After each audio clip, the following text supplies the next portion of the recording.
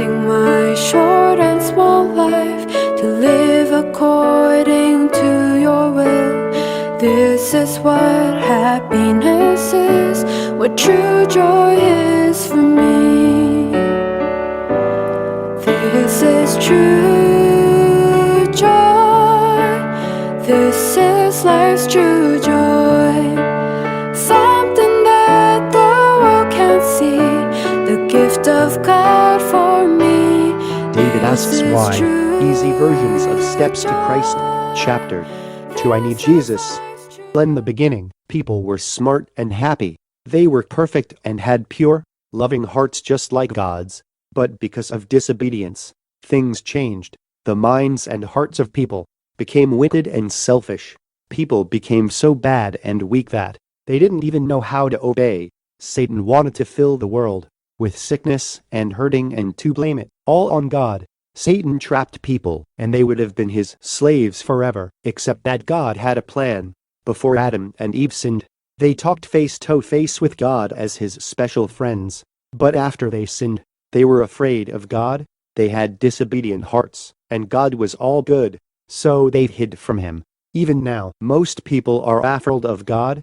They are afraid of his holiness and goodness. Many people think God is boring. Sinners wouldn't be comfortable near God. They would be unhappy when God and his angels were there. Sinners wouldn't be happy in heaven because people there are kind and caring. Selfish people just can't understand those things.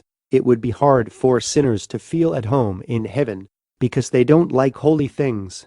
They would be like sour notes in a pretty song. Sinners would be very unhappy in heaven. They would be so used to doing bad things that they wouldn't have anything to do.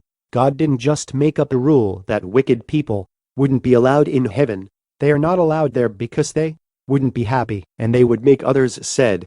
God's lovely brightness and goodness would be so strange to them that they'd rather die than stay in heaven. You are a sinner, and so am I. We cannot be freed from the deadly trap of sin by ourselves. We are naturally bad, and there's nothing we can do about it. Job 14 verse 4 and Romans 8 verse 7. We can learn about God. We can learn manners and self-control, and these things are nice, but they can't change a bad heart.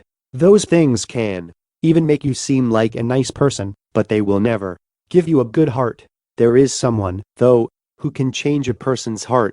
Jesus can. When Jesus comes into your heart, you can have a new, good heart. So every person must let God give them a new heart. Only those with new hearts will ever go to heaven. Many people think that if they act good, then they can go to heaven. That's not always true. No matter how many good things they do, every person's heart is still rotten and sinful until God changes it. The Bible says Jesus is life. When we let him come into our hearts, he gives us new life, and we will be saved from death. Do you see how loving and wonderful God is? He is like a kind and wonderful dad. God is perfect, and his law is fair. Romans says, just knowing about him is not good enough, even though your heart is naturally bad. Romans 7 verse 14. You can ask God to take away your sin and give you a good heart. Do you want to be good and pure and holy? If you look to Jesus, he will take away your sin. John 1:29.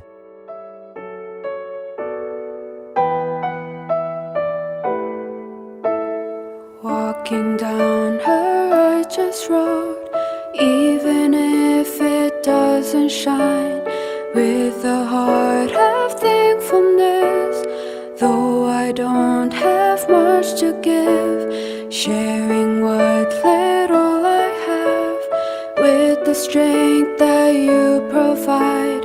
This is what happiness is, what true joy is for me. There's much to cry about, having grace so I can pray, even when all seems unfair, bearing with the thought of you, lifting my short and small life to live according to your will. This is what happiness is, what true joy is for me. This is true joy. This is life's true joy.